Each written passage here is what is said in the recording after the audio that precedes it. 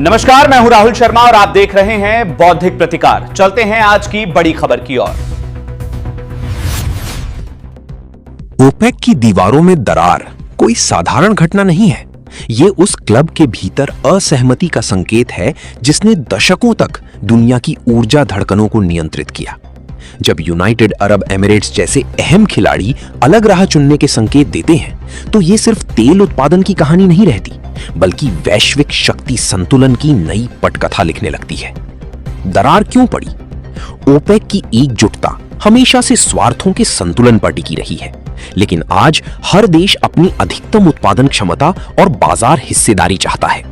UAE जैसे देश जो तकनीकी रूप से सक्षम और उत्पादन बढ़ाने को तैयार हैं, अब पुराने कोटा सिस्टम को अपनी प्रगति में बाधा मानते हैं। ये असहमति उस संगठन की मूल आत्मा को चुनौती देती है जो सामूहिक अनुशासन पर टिका था। भारत के लिए क्या मायने? भारत, जो दुनिया का तीसरा सबसे बड़ा तेल आयातक है, इस दरार को सिर्फ दूर से देखने की स्थिति में नहीं है। उसे इसका सीधा असर झेलना और अवसर भी भुनाना है। सस्ती डील की संभावना। जब सप्लायर आपस में प्रतिस्पर्धा करेंगे तो भारत के लिए बेहतर कीमतों पर तेल खरीदने की गुंजाइश बढ़ेगी। सप्लाई का विविधीकरण।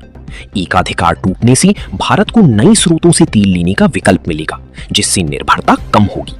रणनीतिक सौदेबाजी। ये समय भारत के लिए दीर्घकालिक अनुबंधों और कूटनीतिक संतुलन को मजबूत करने का है। लेकिन ये तस्वीर उतनी सरल भी नहीं है जितनी दिखाई देती है। खतरे भी कम नहीं। हॉर्मुज जलडमरू मध्य की अनिश्चितता और क्षेत्रीय तनाव किसी भी समय आपूर्ति को बाधित कर सकते हैं। अगर ओपेक कमजोर होता है तो बाजार में अराजकता भी बढ़ सकती है, जहां कीमतें गिरने के बजाय अचानक उछाल मारे।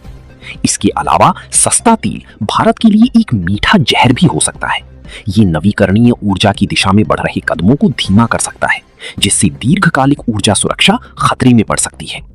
असली सवाल अवसर या आत्मसंतोष। यहाँ भारत की नीति निर्माताओं के सामने असली चुनौती यही है। क्या वे इस स्थिति को एक अस्थायी लाभ के रूप में देखेंगे या इसे दीर्घकालिक रणनीति में बदल पाएंगे? अगर भारत सिर्फ सस्ते तेल की लालच में फंस गया तो ये मौका हाथ से निकल जाएगा।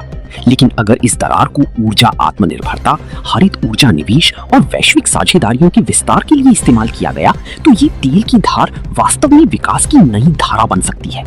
निष्कर्ष, ओपेक की दरार कोई अंत नहीं, बल्कि एक शुरुआत है। एक ऐसी दौर की जहां ऊर्जा का खेल अधिक जटिल, अधिक प्रतिस्पर्धी और अधिक अनिश्चित होगा। भारत के पास विकल्प है, लेकिन विकल्प तभी अवसर बनते हैं जब उनमें दूरदृष्टि और साहस का निवेश हो। वरना इतिहास गवाह है, सस्ती ऊर्जा की भ्रम में कई अर्थव्यवस्थाएं अपनी भविष्य की कीमत चुका चुकी हैं।